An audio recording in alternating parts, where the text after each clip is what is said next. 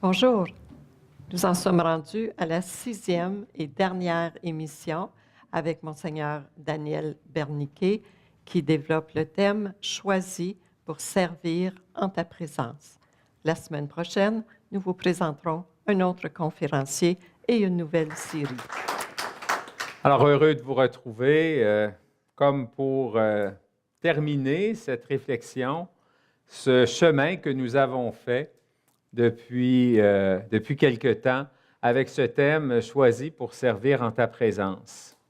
J'aurais le goût de vous partager un extrait de la parole de Dieu en commençant ce temps ensemble aujourd'hui.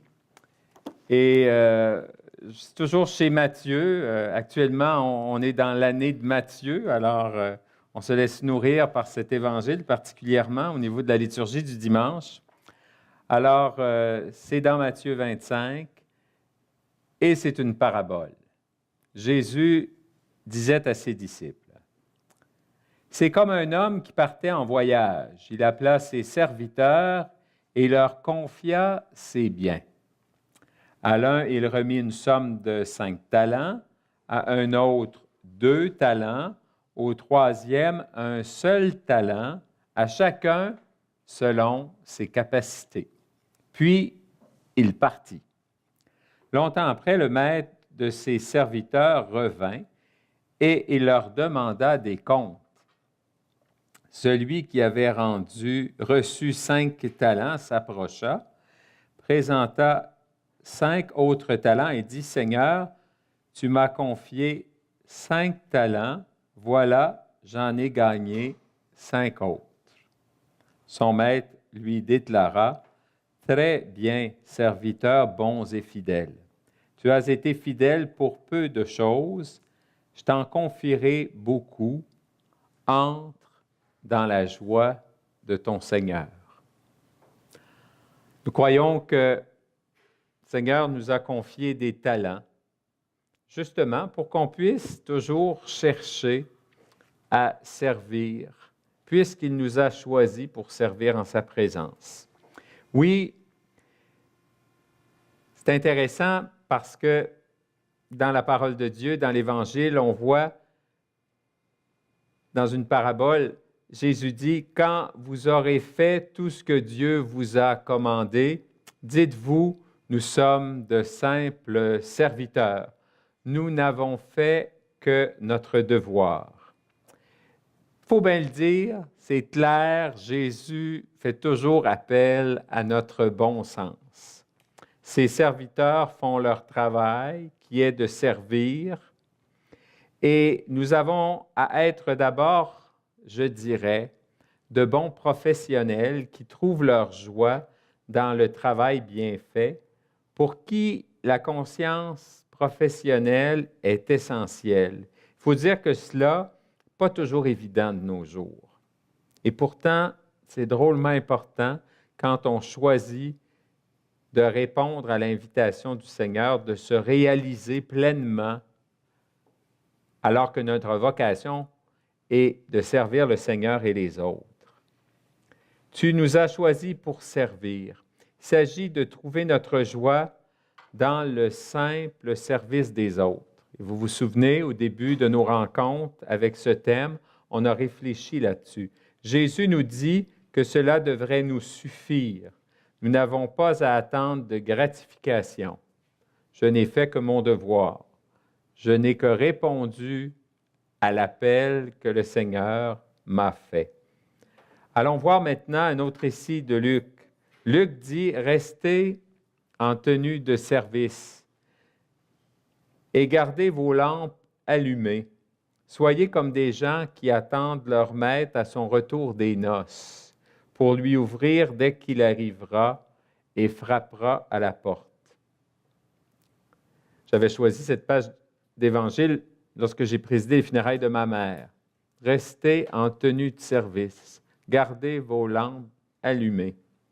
Faire ce qu'on a à faire chaque jour avec amour. On n'y arrive jamais parfaitement. Ce n'est pas possible. Tant qu'on sera ici-bas, on n'y arrivera jamais pleinement. Mais de chercher ça dans nos vies, de chercher à servir humblement à la suite de Jésus. Oui, la tenue de service, je dirais l'uniforme de travail ou la blouse blanche à l'hôpital, par exemple, cela signifie que nous sommes dans notre temps de travail, que nous avons une responsabilité à exercer. Un travail nous est confié. Mais comment restons-nous, vous, moi, comment restons-nous en tenue de service dans nos vies quotidiennes? C'est important de réfléchir. On a réfléchi dans les dernières rencontres sur toute cette réalité que c'est notre nature de servir parce qu'on a été choisi par Dieu. Mais concrètement, dans notre vie de chaque jour, gardez vos lampes allumées. Eh bien, les serviteurs sont dans la nuit, ils attendent de servir, d'ouvrir la porte au maître à son retour des noces. Or, il va se passer quelque chose d'inattendu, de renversant, parce que heureux les serviteurs que le maître, à son arrivée, dit la parabole, trouvera en train de veiller. Amen, je vous le dis, il prendra la tenue de service, les fera passer à table et les servira chacun à son tour. Le maître se met en tenue de service. Quelle belle image le Seigneur nous a laissée dans cette parabole. Lui qui nous appelle à servir en sa présence, nous dit que lorsque nous aurons terminé notre service, eh bien, lui-même nous servira à la table. Les serviteurs n'attendaient que de servir et voilà que finalement, ils sont servis par le Maître. La clé est un peu plus loin dans l'Évangile, au moment du dernier repas. On voit Jésus qui dit « Je suis au milieu de vous comme celui qui sert ». Jésus se définit comme le servant, c'est le serveur, comme le diacre finalement.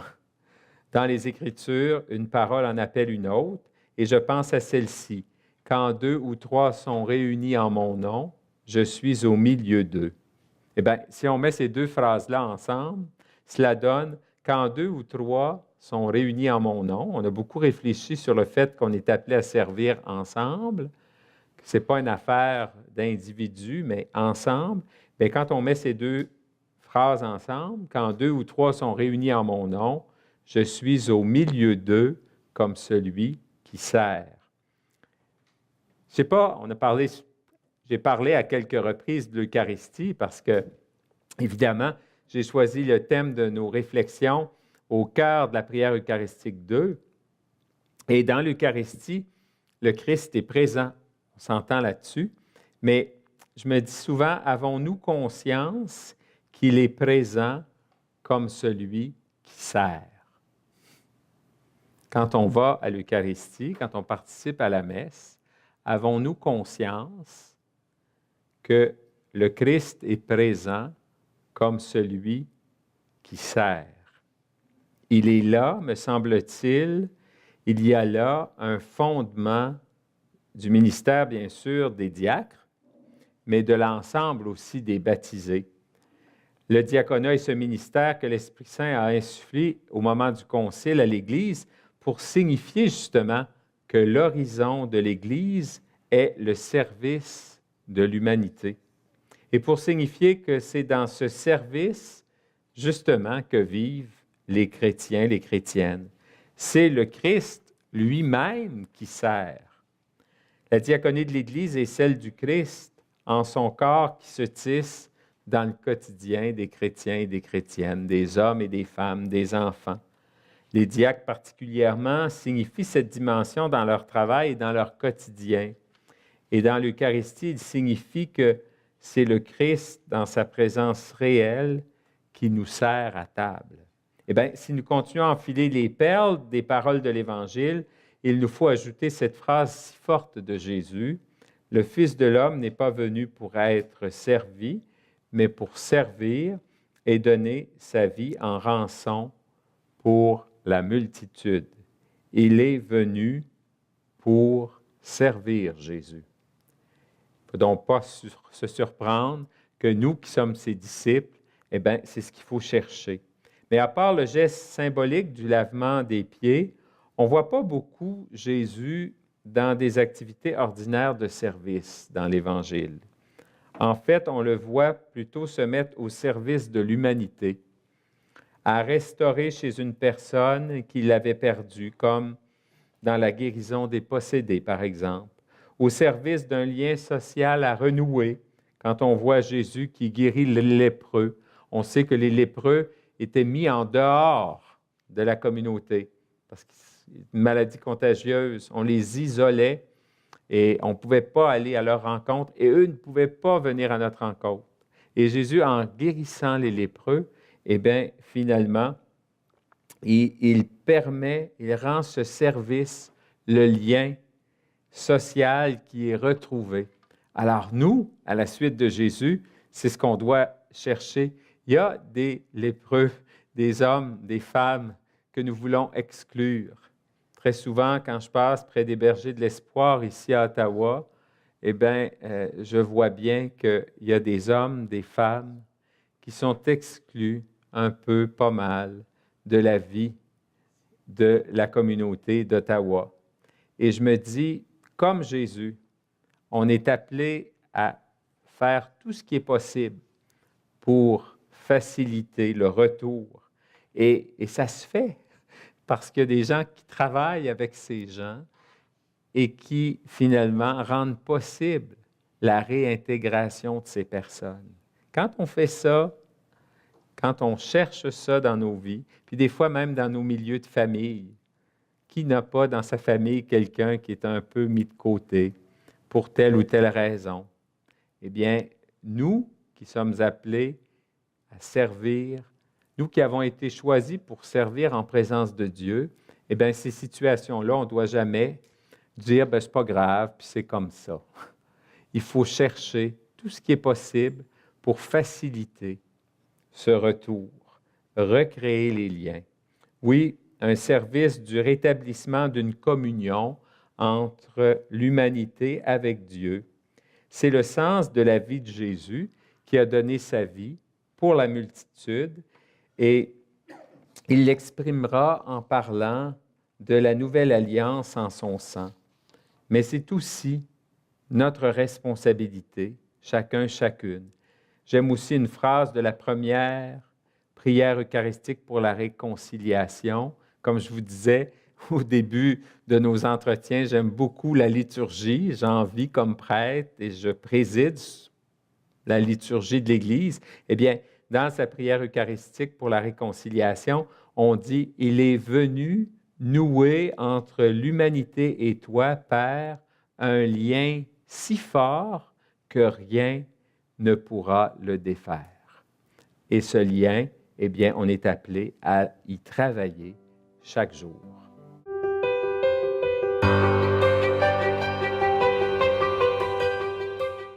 Que tous soient un, afin que le monde croie, avec l'abbé Jacques Cabango. Le souci de Dieu est de rassembler, d'unifier continuellement ses enfants en une seule et même famille. Du négatif, Dieu apporte du positif. Notre tâche, notre mission, en tant qu'un des 72 disciples, est de ne pas être en contradiction avec Dieu.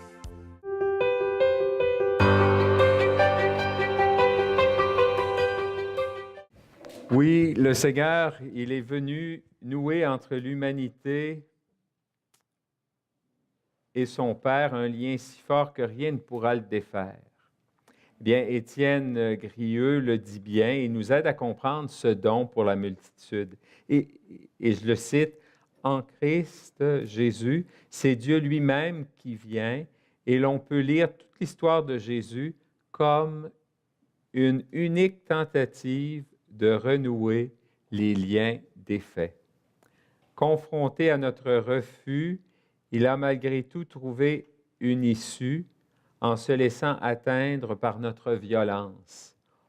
On représente parfois le Christ au lien, les mains attachées. Bien, il a été dépossédé de sa dignité d'être libre et va être mené à la mort. Hors de ses liens, il a fait ce qui manifeste l'attachement irrévocable de Dieu à l'humanité et au monde. En lui, en Jésus, Dieu s'est lié à nous. Et je dirais que si on peut retenir que ça, de tout ce que j'ai dit, c'est déjà pas mal, parce que nous le croyons, c'est notre foi, mais on est appelé finalement à rendre ça comme une réalité dans notre vie de chaque jour. Notre Dieu, dans le Christ, s'est engagé sans retour et sans reste envers nous, et cette invitation bouleverse l'humanité au fond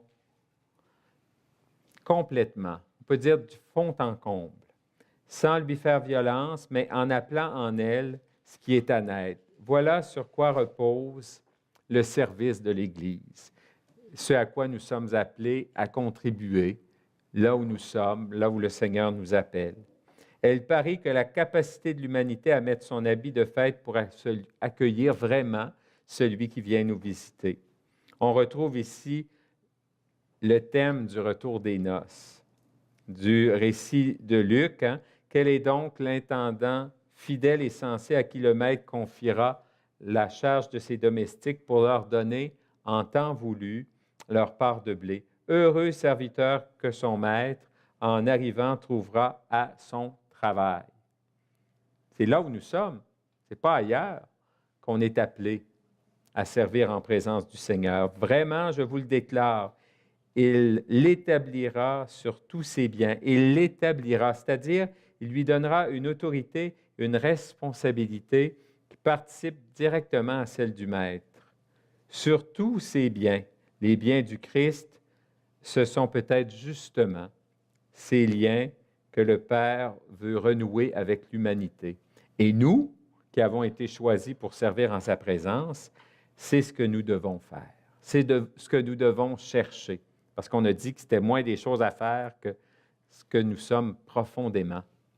Oui, nous sommes de simples serviteurs, des servantes, mais nous pouvons découvrir certainement la portée universelle de nos vies, de nos actes, et la responsabilité que nous avons par rapport à toutes ces personnes de la terre.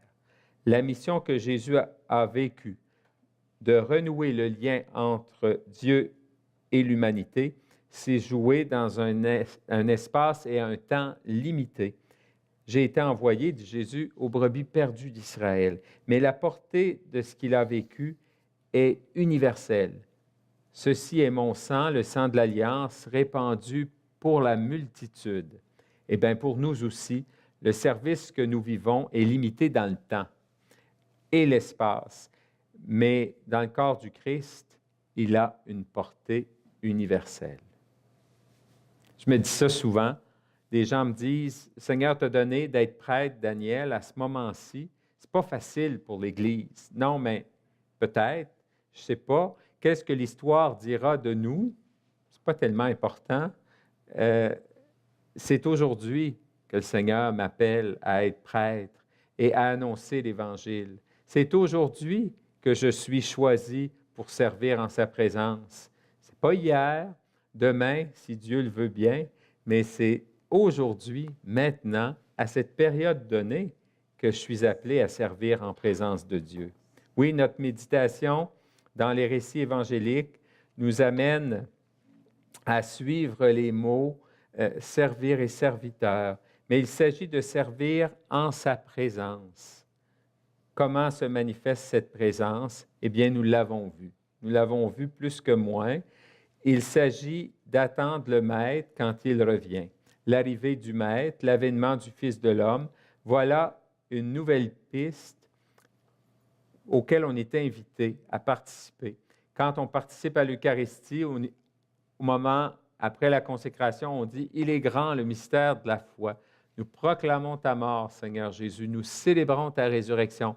Nous attendons ta venue dans la gloire. » Eh bien, alors qu'on est choisi pour servir en présence du Seigneur, eh bien, on attend, on est dans l'attente du Seigneur, toujours. C'est à Saint-Louis de Gonzague, on demandait « Louis, si tu savais que le Seigneur Jésus revenait dans la gloire cet après-midi, que ferais-tu? » s'attendait peut-être qu'il dirait, ben, je courrais à confesse ou je me dépêcherais d'aller faire le bien que je n'ai pas fait. Et Louis de Gonzague de répondre, je continuerai à faire ce que j'ai à faire, ce que je fais et ce que j'ai à faire. Parce que c'est dans ces réalités-là que je suis appelé à servir en présence de Dieu.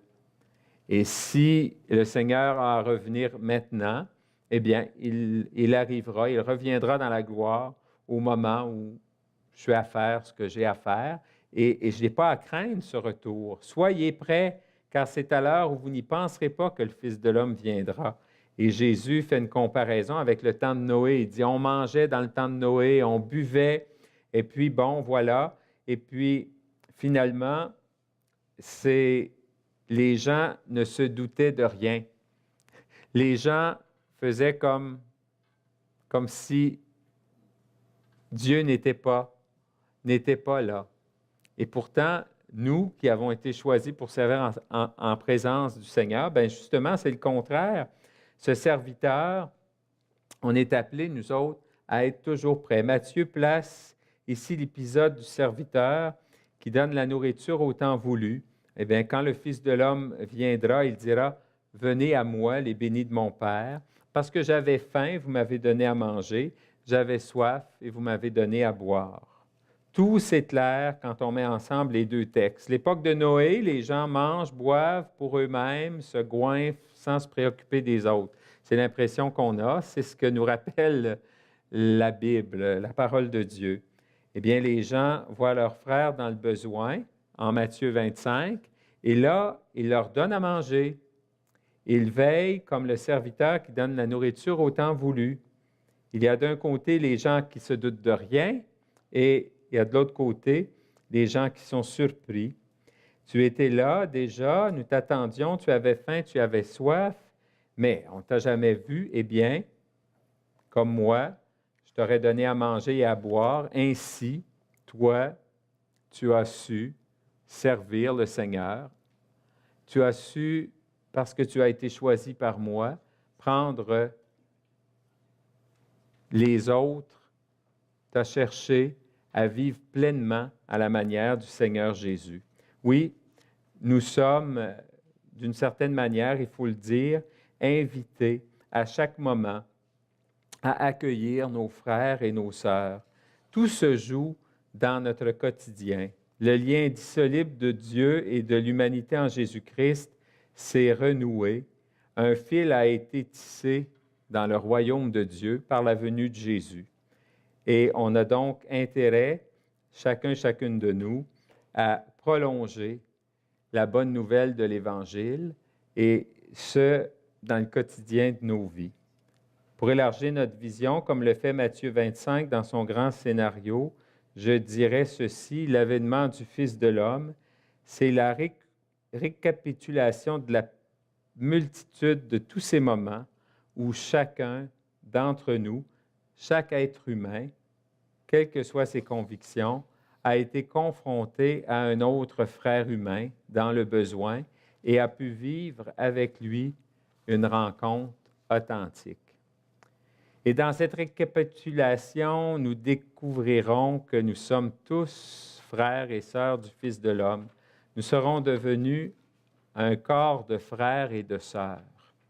Et nous découvrirons que cette multitude des rencontres, des liens tissés, eh bien, aura fait lever la pâte de notre monde et que le Christ sera tous en tous, tout en tous. C'est ce que nous anticipons dans l'Eucharistie, où nous vivons le renversement signalé en Luc. Si nous avons vécu le sacrement du frère, de la sœur, j'avais faim, vous m'avez donné à manger, j'avais soif, vous m'avez donné à boire, j'étais un étranger, vous m'avez accueilli, eh bien, nous découvrons que c'est le ressuscité qui nous sert à table et qui nous donne à manger et à boire. Prenez et mangez, prenez et buvez, et que finalement, c'est dans le Christ que nous sommes appelés à vivre toujours. C'est bien là notre vocation, c'est bien ce à quoi nous sommes appelés. Et nous aurons toute l'éternité pour servir le Seigneur et être avec lui. Mais d'une certaine manière, pendant ce temps ici-bas, comme je le rappelais, eh bien, créés à l'image de Dieu, eh bien, nous sommes appelés à être des êtres qui cherchent à vivre de lui, toujours plus, toujours davantage. Vous êtes ressuscités avec le Christ, recherchez les réalités d'en haut. Eh bien, les réalités d'en haut, c'est de chercher à vivre à la suite du Christ en étant dans des simples choses, des signes du royaume de Dieu. Et le Seigneur Jésus nous le dit, chaque fois que vous l'avez fait à l'un de ces petits qui sont mes frères, c'est à moi que vous l'avez fait. Oui, je souhaite bien que maintenant, quand on sera à l'Eucharistie, eh bien, on puisse voir le Christ qui nous sert, le Christ qui s'offre pour le salut du monde.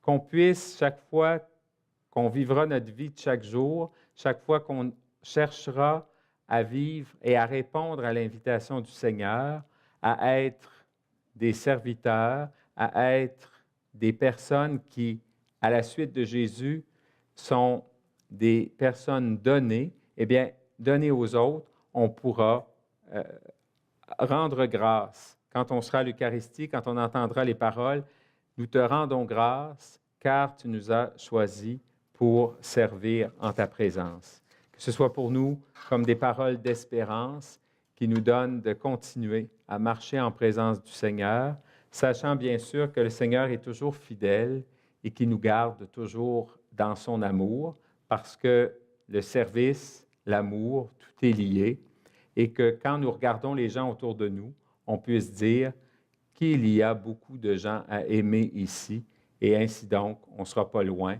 de ce à quoi nous sommes appelés dans le Christ.